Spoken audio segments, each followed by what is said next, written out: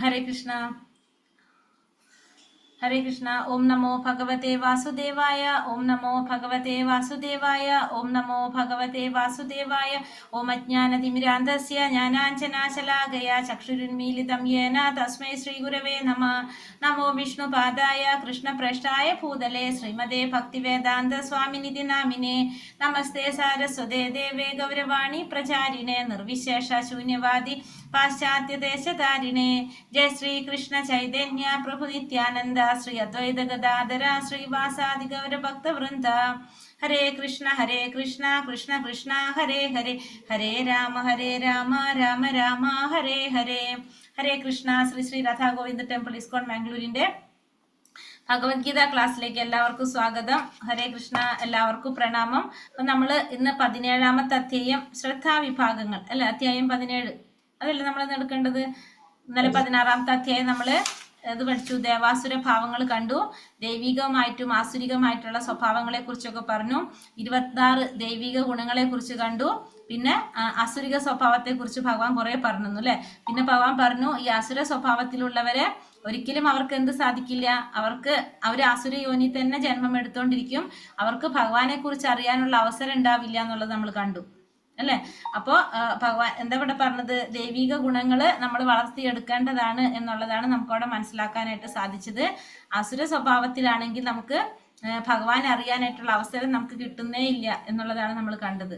ഇനി 17ാമത്തെ അധ്യായം ശ്രദ്ധ വിഭാഗങ്ങൾ. എന്താണ് ശ്രദ്ധാ വിഭാഗങ്ങൾ? ശ്രദ്ധ എന്ന് പറഞ്ഞാൽ എന്താണ്, ഓർമ്മയുണ്ടോ?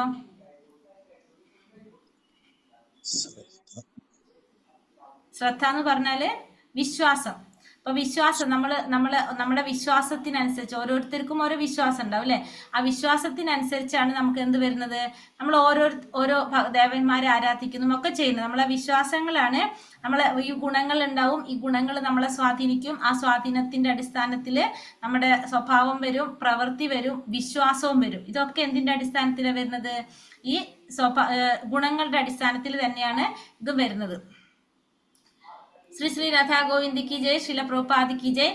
ഇതിലും ചെറിയൊരു അധ്യായം തന്നെയാണ്. 28 ശ്ലോകങ്ങളാണ് ഈ അധ്യായത്തിലുള്ളത്.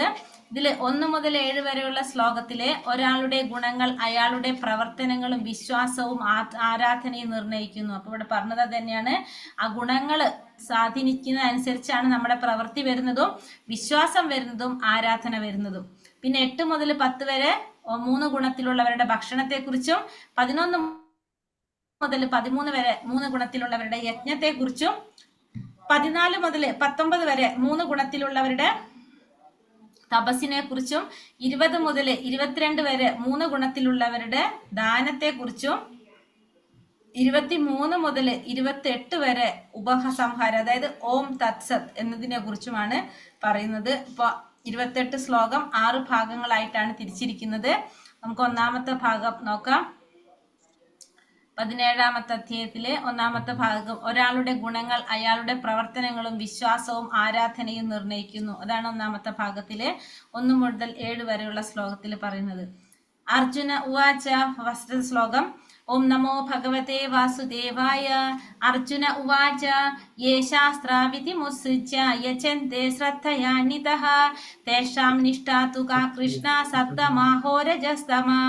അർജുനൻ ചോദിച്ചു, അല്ലയോ കൃഷ്ണ, ശാസ്ത്രവിധികളെ ഒന്നും പിന്തുടരാതെ തങ്ങളുടെ സ്വന്തം ഭാവനയനുസരിച്ച് ആരാധന ചെയ്യുന്നവരുടെ സ്ഥിതി എന്താണ്? സത്വ രജോ തമോ ഗുണങ്ങളിൽ ഏതാണ് അവരിൽ കാണുന്നത്? അപ്പൊ അർജുനൻ ചോദിക്കുകയാണ്. കാരണം കഴിഞ്ഞ അധ്യായത്തിൽ ഭഗവാൻ എന്താ പറഞ്ഞത്? ആസുരിക സ്വഭാവത്തിലുള്ളവർ എങ്ങനെയാണ്? ശാസ്ത്രവിധികളൊന്നും അനുസരിക്കാത്തവരാണ്, ശാസ്ത്രത്തെ കുറിച്ച് അറിയാത്തവരാണെന്ന് പറഞ്ഞില്ല. അപ്പൊ അർജുനൻ ചോദിക്കുന്നത് അതാണ്. ഈ ശാസ്ത്രവിധികളൊന്നും അനുസരിക്കാതെ സ്വന്തം ഭാവനയ്ക്കനുസരിച്ച് ഇങ്ങനെ ആരാധന നടത്തുന്നവരുണ്ടാകും. അവർക്ക് എന്താണ് സംഭവിക്കുന്നത്? അവര് രജോ തമോ ഗുണങ്ങളില്, രജസ്തമോ ഗുണങ്ങൾ, സത്വരജോ തമോ ഗുണങ്ങളിലെ ഏതാണ് അവരിൽ കാണുന്നത് എന്നാണ് ഇവിടെ അർജുനൻ ഭഗവാനോട് ചോദിക്കുന്നത്. ഒരു മനുഷ്യനെ ഈശ്വര ഭാവേന സങ്കല്പിച്ച് വിശ്വസിച്ചു പോരുന്നതിൽ സത്വഗുണമോ രജോ ഗുണമോ തമോ ഗുണമോ ഏതാണ് മുന്നിട്ട് നിൽക്കുന്നത്? അവർക്ക് ജീവിതത്തിൽ പരിപൂർണത നേടാൻ കഴിയുമോ? യഥാർത്ഥ ജ്ഞാനികളായി പരമോന്നതിയിലെത്താനാകുമോ? വേദശാസ്ത്ര നിയമങ്ങൾ അനുസരിക്കുന്നില്ലെങ്കിലും ഏതെങ്കിലും ഒന്നിൽ വിശ്വസിച്ചുറപ്പിച്ച ഈശ്വരന്മാരെയോ മനുഷ്യരെയോ ദേവന്മാരെയോ ഉപാസിച്ചു പോന്നവരുടെ പ്രയത്നത്തിന് സാഫല്യമുണ്ടോ? ഇതൊക്കെയാണ് അർജുനൻ അറിയേണ്ടത്. ഇപ്പൊ എല്ലാവരും എന്തല്ല, ശാസ്ത്ര നിയമങ്ങൾ അനുസരിക്കുന്നവരല്ല. പിന്നെ എല്ലാവരും ഈശ്വരനെ മാത്രം ആരാധിക്കുന്നവരല്ല, മനുഷ്യനെ ആരാധിക്കുന്നവരുണ്ട്, ദേവന്മാരെ ആരാധിക്കുന്നവരും കുറെ പല പല രീതിയിലുള്ള ഉപാസനകളുണ്ട്. അപ്പൊ ഇവർക്കൊക്കെ അവർ ചെയ്യുന്ന ആ പ്രയത്നത്തിന് ഫലം ലഭിക്കുമോ? ഇതൊക്കെയാണ് ആര് അന്വേഷിക്കുന്നത്? അർജുനൻ ഭഗവാനോട് ചോദിക്കുന്നത്. അപ്പൊ ഭഗവാൻ എന്താ പറയുന്നത്? ശ്രീ ഭഗവാൻ ഉവാച ത്രിവിധ ഭവതി ശ്രദ്ധ ദേഹിനാം സ്വഭാവച സാത്വികി രാജസി ചൈവ താമസി ചേതി താം ശൃണു. ഭഗവാൻ പറഞ്ഞു, ശരീരസ്ഥനായ ജീവാത്മാവിന്റെ പൂർവാർജിത കർമ്മങ്ങൾക്കനുസരിച്ച് അതിന്റെ വിശ്വാസം സാത്വികമോ രാജസികമോ താമസികമായി തീരുന്നു. ഇതിനെപ്പറ്റി കേൾക്കൂ. അപ്പൊ ഭഗവാൻ പറയുന്നത്, ശരീരസ്ഥനായ ജീവാത്മാവിന്റെ പൂർവ്വ ആർജിതമായിട്ടുള്ള മുന്നേ ആർജിച്ച പ്രകൃതി ഗുണങ്ങൾക്കനുസരിച്ച് ആ ജീവാത്മാവിന്റെ സ്വഭാവം എങ്ങനെയാണ്? ജീവാത്മാവിന്റെ വിശ്വാസം ചിലപ്പോൾ സാത്വികമാകാം, രാജസികമാകാം, താമസികമാകാം. അപ്പോൾ ഇവിടെ 3 തരത്തിലുള്ളവരെ കുറിച്ചാണ് ഇവിടെ പറഞ്ഞിരിക്കുന്നത്. ഇത് നോക്കുമ്പോൾ ഒന്നാമത്തത് ഭക്തന്മാര് എങ്ങനെയാണ്? ശുദ്ധ സത്വത്തിലായിരിക്കും ആരുണ്ടാകുന്നത്? ഭക്തന്മാരുണ്ടാകുന്നത്. ഭക്തന്മാരില് ഭക്തന്മാരെ എങ്ങനെയാണ്? അപ്പൊ ഭക്തി, അതായത് ഭഗവാൻ കൃഷ്ണനെ ആരാധിക്കുന്നവരാണ്. ഭഗവാനോടുള്ള ഭക്തിയിലൂടെ അവർക്ക് ഏതാണ് വരുന്നത്? പ്രേമഭക്തിയില് ഭഗവാനെ ആരാധിക്കുന്നത്. അപ്പൊ ശുദ്ധ സത്വത്തിലുള്ളവരെങ്ങനെയാണ്? അവർക്ക് ഭക്തി ഉണ്ടാകും, പ്രേമഭക്തിയിലെത്തും, ഭഗവാൻ കൃഷ്ണനെ ആരാധിക്കും. ജ്ഞാനികളാണെങ്കിലോ സത്വഗുണത്തിലായിരിക്കും, ഭഗവാനെ കുറിച്ചുള്ള അജ്ഞാനം നേടും, അവർക്ക് എന്ത് സാധിക്കും? മുക്തി നേടി എവിടേക്ക് എത്താൻ സാധിക്കും? ബ്രഹ്മത്തിലേക്കാണ് അവർ ലയിക്കുന്നത്. ഭക്തന്മാരെവിടേക്ക് പോകും? ഭഗവാന്റെ അടുത്തേക്ക് പോകും, ഭഗവാന്റെ ഗോലോക വൃന്ദാവനത്തിൽ പോകും. ജ്ഞാനികൾ എവിടെ പോണത്? മുക്തി നേടി ബ്രഹ്മത്തിലാണ് ലയിക്കുന്നത്. സത്വഗുണത്തിലാണ് വരുന്നത്, ജ്ഞാനം നേടുന്നു, മുക്തി നേടി ബ്രഹ്മത്തിൽ ലയിക്കുന്നു. ഇനി കാമികള്, അതായത് കാമികർമ്മം ചെയ്യുന്നവര്, അവരെങ്ങനെയാണ്? രജോ ഗുണത്തിലാണ് അവർ കാമ്യകർമ്മങ്ങൾ ചെയ്യുന്നു. അവരെവിടേക്ക് പോകും? ആ കാമ്യകർമ്മങ്ങൾ ചെയ്ത് അതിന്റെ ഫലം അനുഭവിക്കാൻ അവര് സ്വർഗലോകത്തിൽ പോകും.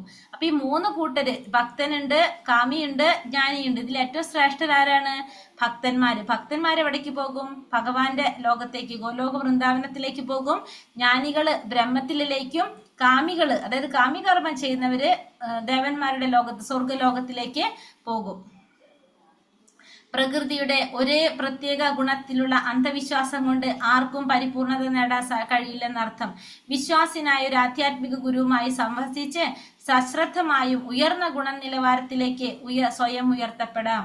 ഇവിടെ പറഞ്ഞത്, പ്രകൃതിയുടെ ഒരു പ്രത്യേക ഗുണത്തിലുള്ള അന്ധവിശ്വാസം കൊണ്ട് ആർക്കും എന്ത് സാധിക്കില്ല? പരിപൂർണത നേടാനായിട്ട് സാധിക്കില്ല.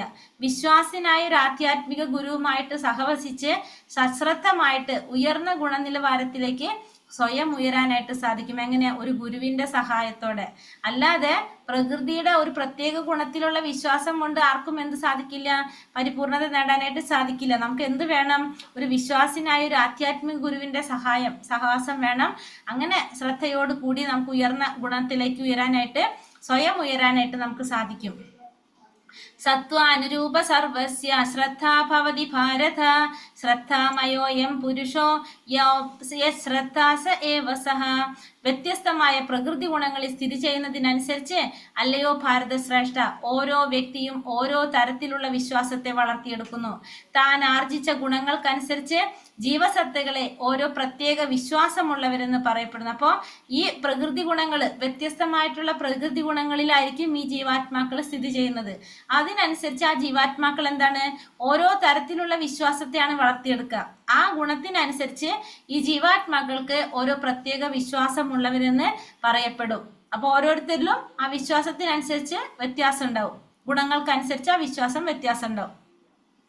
യഥാർത്ഥം മതവിശ്വാസത്തിന്റെ സത്ത് ശുദ്ധ സാത്വികത്തിലുള്ളതാണ്. ഹൃദയത്തിന്റെ മാലിന്യബാധയ്ക്കനുസരിച്ച് വ്യത്യസ്ത മതപ്രമാണങ്ങളെ നാം സ്വീകരിക്കുകയാണ്. വിവിധ വിശ്വാസങ്ങൾക്ക് അനുയോജ്യമായി വേറെ വേറെ ആരാധനാക്രമങ്ങൾ. അപ്പോൾ ഓരോ വിശ്വാസങ്ങൾക്കും ആരാധനാക്രമത്തിന് വ്യത്യാസങ്ങളുണ്ട്. അതെങ്ങനെയാണ് ഉണ്ടാവുന്നത്? ആ ഗുണങ്ങളുടെ സ്വാധീനത്തിനനുസരിച്ചാണ് ആ വിശ്വാസങ്ങളും ആരാധനയെല്ലാം വരുന്നത്.